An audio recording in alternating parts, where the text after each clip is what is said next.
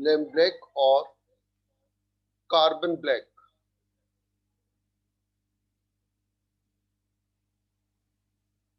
Lamp black और carbon black और suit, ये वो टर्म है जो हो सकता है आपको जैसे वैसे लग रहे हो, लाइक टेक्निकल टर्म है, बल्कि ये ऐसी चीज आप हर दिन कई कई बार देखते होंगे। कहीं धुआं उठ रहा है और आपने उस धुएं पर एक गीला ब्लैंकेट या कंबल डाल दिया, कपड़ा डाल दिया, तो वो जो काला काला वहां पर इकट्ठा हो जाता है, वो क्या है? सूट, कार्बन ब्लैक और lamp black.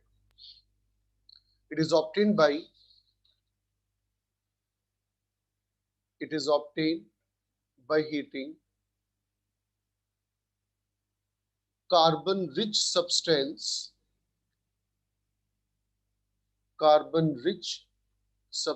such as kerosene, petrol, diesel और turpentine oil। टर्पेंटाइन ऑयल, मिट्टी के तेल को, पेट्रोल को, डीजल को, टर्पेंटाइन ऑयल को, जो चीड़ का पेड़ होता है उसका जो तेल होता है, ऑयल होता है, टर्पेंटाइन कहलाता है, एसिटिलीन को, बहुत सारे कार्बन रिच सब्सटेंस होने चाहिए। डजेंट मैटर कि वो कौन सा सब्सटेंस है, उसको आप जला लें। ठीक है, आगे लिखिए। अच्छा, वो जो मैंने आपको बात बताई वो ध्यान रखिएगा, कैसे हम कलेक्ट करते हैं कि जैसे कहीं धुआं उठ रहा हो, काला काला धुआं, उस पर गरम वो क्या, गीला ब्लैंकेट या कोई भी कपड़ा डाल दीजिए, तो वहां पर जो इकट्ठा हो जाएगा वो क्या कहलाता है? Lamp black. अब लिखिए वो पॉइंट जो आ चुका है, it is almost pure carbon, it is almost pure carbon, bracket में approximate 99% with a small quantity of hydrocarbon। लगभग 99% तक का प्योर कार्बन है, थोड़ी सी हाइड्रोकार्बन की इंप्योरिटी हो सकती है। Full stop. लैम्प ब्लैक नाम से पता चला है, जो लैंप होगा उसमें से जो धुआं निकल रहा होगा वो जो है सूट प्रोड्यूस करता है। लिखिए आगे। इट इज ए सॉफ्ट, या lamp black is a soft black powder, soft black powder, soft black powder है। It is use for making, it is used for making printer ink, black paint, black paint,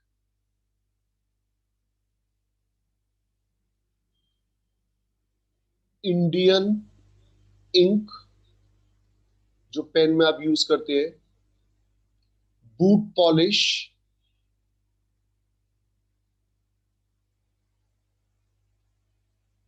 boot polish, typewriter ink, typewriter ink, and as a filler, as a filler in making rubber tyre. आपकी car scooter के जो tyre है उनको fill करने के काम आता है। तो ये थे कुछ लैम्प ब्लैंक के यूज। अभिषेक गोयल, आप कैसे इस लैम्प ब्लैक को या कार्बन सूट को प्राप्त कर सकते हैं अपने घर में बैठे बैठे? सर अगर कोई धुआं लगा हो, मतलब कोई बर्न हो रहा हो उससे कोई चीज, तो उसके ऊपर एक गीली ब्लैंकेट डालकर। ठीक है, वो तो आपने सुना है ना, सुरमा, ये काजल। Yes sir. काजल भी बहुत फाइनेस्ट क्वालिटी का कार्बन ब्लैक है। सही बच्चे, अब कुछ लाइंस एनसीईआरटी की लिखेंगे। बिल्कुल जो मैं बोलूंगा वही लाइन लिखनी है, कोई भी अपनी तरफ से चेंजेस नहीं करने हैं। हेडिंग डाले फुलरीन। पहले मैं अपनी तरफ से दो चार शब्द लिखाऊंगा, उसके बाद एनसीईआरटी की कुछ लाइन जो एग्जाम में आ चुकी हैं फुलरीन के बारे में, वो आप लिखेंगे। फुलरीन्स और बक्की बॉल्स। बक्की बॉल्स, फुलरीन और बक्की बॉल्स, और topic is very very important, बहुत important.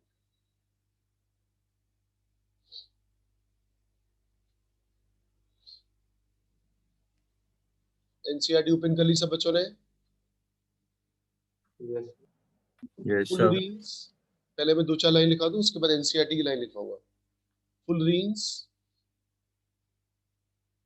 consist of number of molecules of carbon, number of molecules of carbon such as C60, C70, C36 recently discovered है।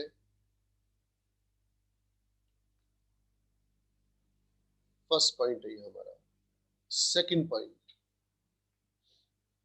सेकंड पॉइंट में मुझे आपको ये बताना है कि जैसे ये ग्रेफाइट है आपके पास, ग्रेफाइट के क्लोज्ड चेंबर में आप लेजर बीम पास करिए तो आपको C60 मॉलिक्यूल मिलेगा, जिसमें 60 कार्बन एटम आपस में मिले होंगे। जैसे ऑक्सीजन O2 होता है, नाइट्रोजन O2 होता है, नाइट्रोजन N2 होता है, ओजोन O3 होता है, CO2, इस तरीके से डिफरेंट मॉलिक्यूल्स होते हैं। तो ग्रेफाइट पर अगर आप लेजर बीम पास करें तो C60 आपको प्राप्त होता है। और ये एक्सपेरिमेंट कंडक्ट हुआ था फर्स्ट टाइम 1985 में। काफी हिस्टोरिकल बात है।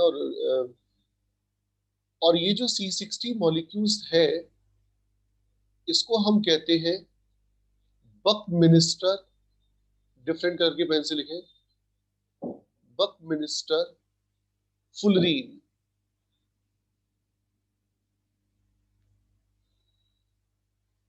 बकमिनिस्टर फुलरीन,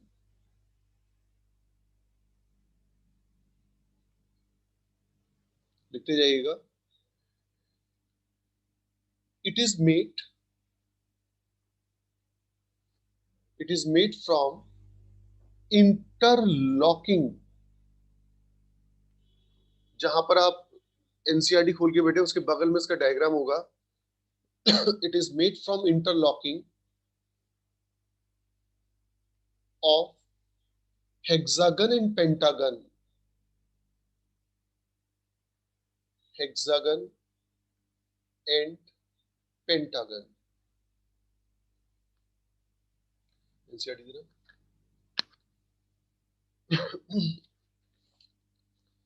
एनसीईआरटी की लाइंस पर आए, देखिएगा बहुत केयरफुली। एक एक लाइन बहुत इंपॉर्टेंट है। जैसे फर्स्ट लाइन, अब सबसे पहला ये पॉइंट नंबर 3 पर,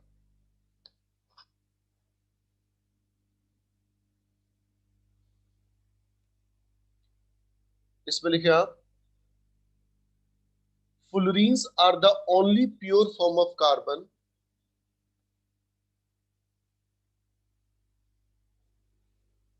fullerenes are the only pure form of carbon because they have smooth structure, because they have a smooth structure without having dangling bond। अभी मतलब बताऊंगा इसका डैंगलिंग का मतलब क्या है। Without having dangling bonds,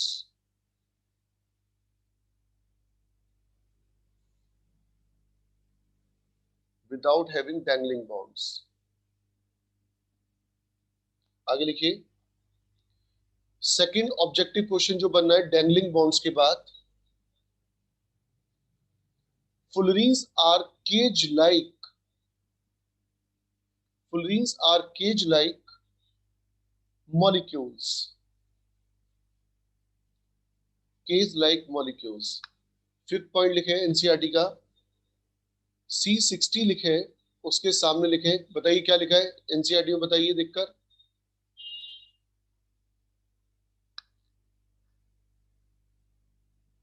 football, soccer ball. C70 जो NCERT में नहीं लिखा, रग्बी कौन सा गेम होता है जरा बताइए, रग्बी कौन सा सर गेम? हाथ से गोल करना होता है। किस पिक्चर में रग्बी गेम दिखाया गया था और उसका हीरो कौन था? अक्षय कुमार। सर हीरो तो वो था, अरे अक्षय जॉन कुमार। अब्राहम। चल जॉन अब्राहम। हाँ किसी और पिक्चर हाँ को सर। हाँ था हाँ। सर। हाँ सर, न्यूयॉर्क में था, न्यूयॉर्क में। न्यूयॉर्क। हाँ जरा बताओ क्या था। अच्छा चलो ठीक है। तो C70 आपने देखा होगा, रग्बी बॉल जैसा। इंडिया में तो खेला नहीं जाता, रग्बी खेला जाता है नहीं सर। पूरा में तो मेरे ख्याल से होता नहीं है। तो नहीं खेला जाता। हाँ सर नहीं। हाँ तो रग्बी बॉल, ये चीज एनसीईआरटी में लिखी, इसको आप हाईलाइट करें। C70, C60 फुटबॉल जैसा होता है, C70 रग्बी जैसा होता है। ये जितने भी मैं आपको पॉइंट लिखा रहा हूँ इसका मतलब यही है कि सारे ऑब्जेक्टिव पॉइंट है, मैं कहानी नहीं लिखाना चाह रहा, अलग अलग आपको हाईलाइट करके दिखा रहा हूँ। Dangling bonds, cage like structure, C60 soccer ball, C70 rugby ball. बनाने का तरीका, ग्रेफाइट पर लेजर बीम डाल दीजिए हीलियम या नियॉन की प्रेजेंस में, तो C60 मिलता है। बकमिंस्टर फुलरीन क्यों कहते हैं, वैज्ञानिक का नाम क्यों आ रहा है यहाँ पर, और ये डोम लाइक स्ट्रक्चर क्या है अभी आपको बताता हूँ मैं आपको। आपने वो तो देखी होगी फुटबॉल, पेंटागन हेक्सागन बने होते नहीं होते उस पर। Yes sir. Yes sir. Yes sir. अच्छा अब लिखिए नोट के फॉर्म में,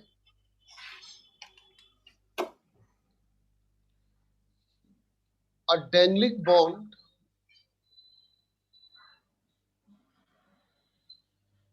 a dangling bond is an unsatisfied valency or unfulfilled valency, unsatisfied or unfulfilled valency, full stop, an atom with a dangling bond, with a dangling bond is also known as free radical। ये थोड़ा organic chemistry का part है, आप लोग अभी फिलहाल नहीं समझ पाएंगे 10-12 दिनों तक। डैंगलिंग बॉन्ड सर एनाटम के बाद क्या अभिषेक गोयल जी पढ़ दे रहा, तो बच्चा नहीं लिख सर पाया, मेरा कुछ छूट गया सर। किसी बच्चे ने लिखा हो An तो पढ़ atom दो। with a dangling bond is called free radical. It's called free radical।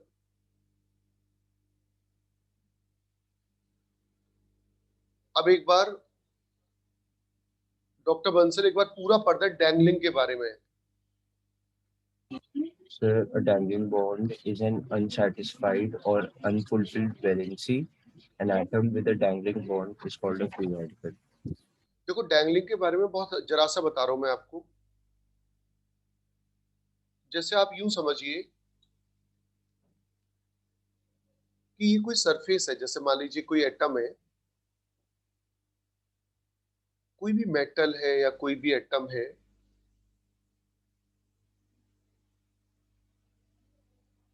तो जैसे मान लीजिए ये एटम है, इस एटम की या इस एटम की देख लो, इस एटम की सारी वैलेंसी का satisfaction atom A, atom B, atom A, atom B, atom C, atom D से इसकी सारी वैलेंसी का सेटिस्फैक्शन हो रहा है। क्या इस वाले एटम की सारी वैलेंसी सेटिस्फाई हो रही है, जरा चेक करिए। सराउंडिंग से यहां से सेटिस्फाई हो रही है, यहां से सेटिस्फाई हो रही है, यहां से सेटिस्फाई हो रही है। लेकिन जो एटम सरफेस पर प्रेजेंट है उसकी सारी वैलेंसी सेटिस्फाई नहीं हो सकती। क्यों नहीं हो सकती बताओ? सरफेस पर एटम ही नहीं क्योंकि ये present क्या है। है, अनसेटिस्फाइड। एक कम ले देखो। ये था मेरा मतलब डैंगलिंग का। सुरभिजन, डैंगलिंग का मतलब पढ़ा एक बार? सर अगर सरफेस पे होगी तो फिर उसकी सेटिस्फाई नहीं हो पाएगी नहीं, डैंगलिंग का बैलेंसिंग। मैंने डेफिनेशन लिखवाई, उसे पढ़े। अच्छा, a dangling bond is a unsatisfied or unfulfilled valency. बस बस बस, अनसेटिस्फाइड और अनफुलफिल्ड वैलेंसी। जैसे ये वाला एटम जो है या ये वाला जो एटम है, क्या इनकी वैलेंसी सेटिस्फाई हो सकती है सारी? बस इतना बता दीजिए।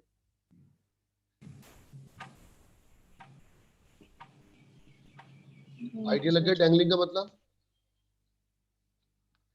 तो कहने का मतलब ये है कि अगर अच्छा Yes, sir. जैसे कोई particle in the bulk present है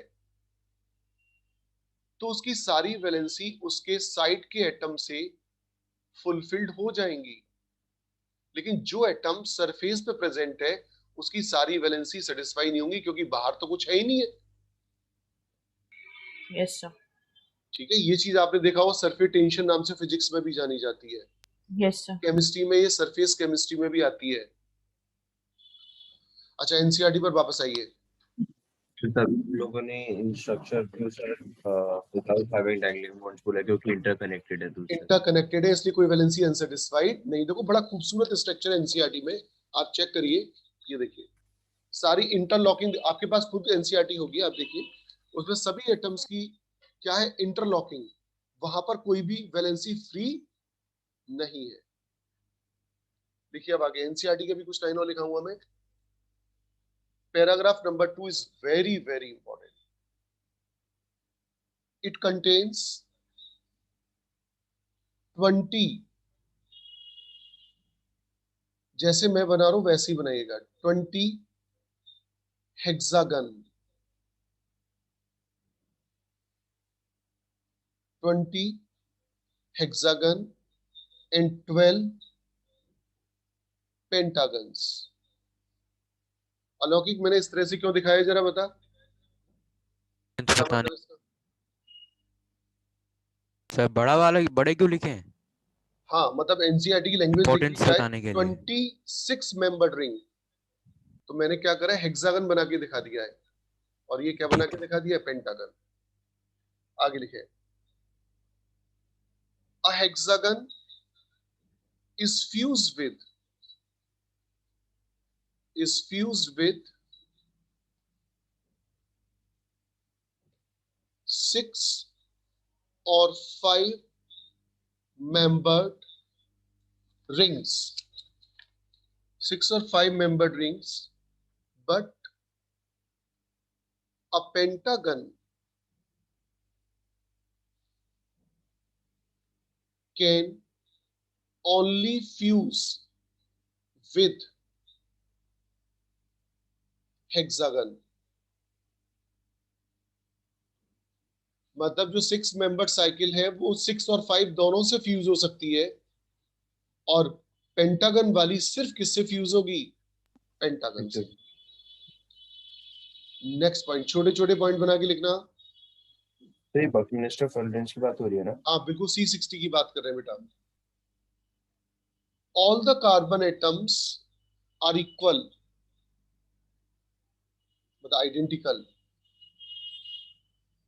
and they undergo sp2 hybridize and they undergo sp2 hybridization।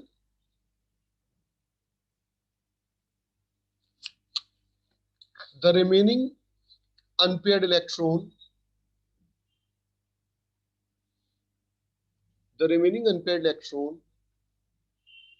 is responsible for aromatism। याद करिए कल ग्रेफाइट में भी यही पॉइंट आया था।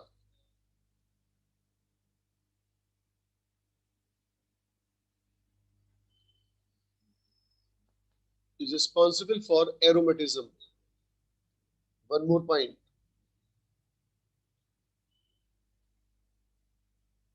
this ball shaped molecule This ball-shaped molecule has 60 vertex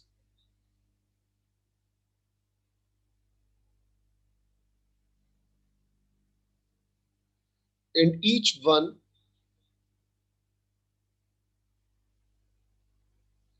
is occupied by single and double bonds.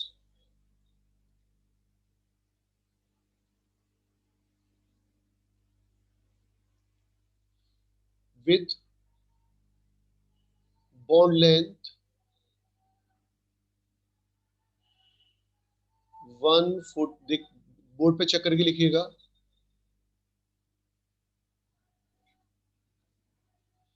143.5 picometer and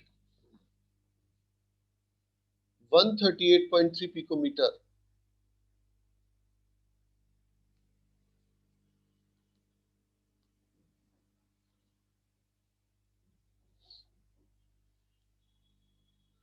Spherical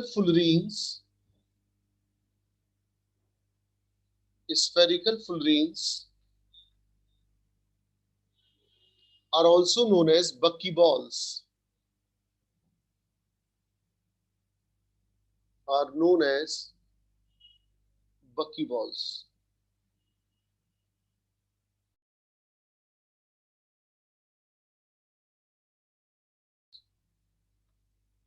अच्छा, कल मैंने आपको बताया था क्या कि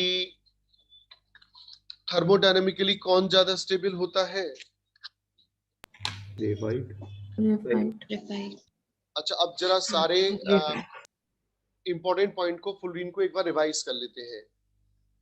कैसे, हाउ यू विल गेट बकी बॉल्स? चलो बताओ, तरीका बताओ।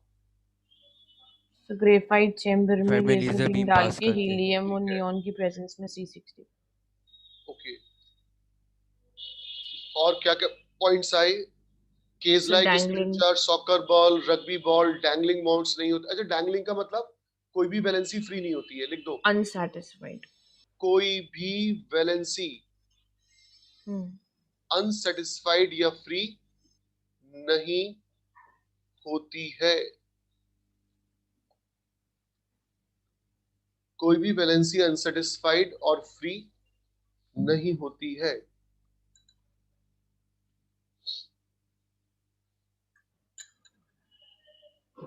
अमेरिका में ऐसा एक डोम लाइक स्ट्रक्चर बना हुआ है, जो आर्किटेक्ट था ना ये बकमिंस्टर, इसी ने तो सब बनाया था पूरा। और स्पर्श, इस वाले पेज को जरा बताओ, मैंने क्या क्या बताया इंपॉर्टेंट बात? सर कि फुलरीन में सर 20 हेक्सागन्स होते हैं और 12 पेंटागन्स होते हैं सर। और एक ये बताया था कि आपने जो पेंटागन्स होते हैं वो हेक्सागन्स के साथ फ्यूज कर सकते हैं सिर्फ, और हेक्सागन्स पेंटागन और हेक्सागन्स दोनों के साथ फ्यूज कर सकते हैं। sp2 हाइब्रिडाइजेशन होती है और फ्री इलेक्ट्रॉन होते हैं उनके पास, तो इसलिए एरोमेटिज्म होती है। और 60 वर्टिसेस होती है सर, जिसमें जो कार्बन होते हैं एक वर्टिस पे वो सिंगल और डबल बॉन्ड बनाते हैं, और जो कार्बन सिंगल बॉन्ड बनाते हैं उस बॉन्ड लेंथ 143.5 पिकोमीटर होती है, और डबल बॉन्ड वाले की 138.3 पिकोमीटर। इस पूरे पेज में स्पर्श जो लिखा हुआ है उसमें से एक प्रॉपर्टी ग्रेफाइट से मिलती है, वो कौन सी प्रॉपर्टी है?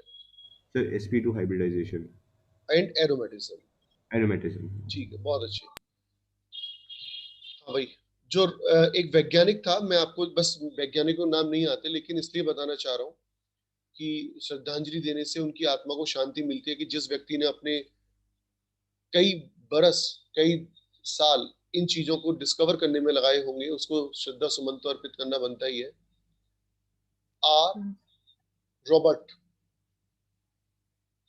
बकमिंस्टर फुलर, ये उस वैज्ञानिक का नाम था जिसने यूएस में एक डोम बनाया था इसी स्ट्रक्चर का। सोचो कितना डिफिकल्ट होगा, इंटरलॉकिंग पेंटागन हेक्सागन की, बहुत बड़ा पेविलियन है जिसमें हजारों लोग बैठ सकते हैं। मतलब 200 फीट ऊंचा और 250 फीट डायामीटर। 200 फीट समझते हैं? क्या कहा मैंने, जो रॉबर्ट बकमिस्टर फुलर नाम का जो वैज्ञानिक था, उसने C60 जैसी शेप का एक डोम बनाया, पेविलियन बनाया, जो कितना था डायमीटर में 250 फीट डायमीटर था और 200 फीट का क्या था उसकी हाइट थी। हाँ जी, अब एनसीईआरटी में अब आप आ जाइए, वहां पर देखिए कंपाउंड्स दे रखे होंगे, है ना, चेक करिए। Yes sir. ठीक है, सर हाँ जी। सर फुलरीन्स इंसुलेटर क्यों होता है? एक्चुअली में ऐसा होता है कि बड़ा स्टेबल स्ट्रक्चर होता है, जो इलेक्ट्रॉन अनपेयर्ड बचता है ना, वो पाई बॉन्ड बनाने में यूज हो जाता है, तो आपके पास इफेक्टिवली कोई अनपेयर्ड इलेक्ट्रॉन होते नहीं है।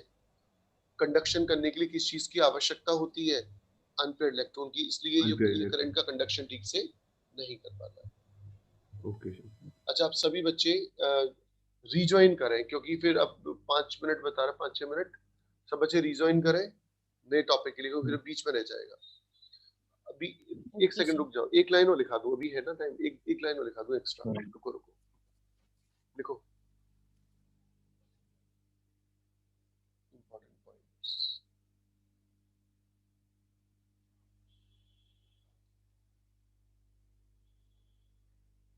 लिखिए important point. Diamonds and graphite are insoluble in, diamond and graphite are insoluble in all solvent, पानी में, बेंजीन में, इन सब में insoluble रहते हैं, insoluble in all solvents, but fullerenes are highly soluble, in non-polar solvents such as hexane, toluene, etc.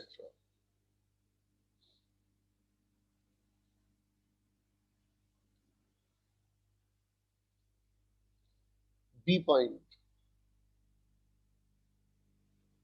All the fullerenes,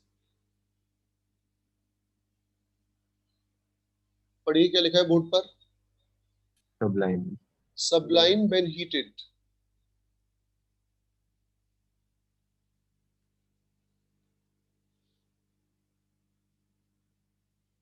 fullerenes are non-conductor of current, non-conductor of current.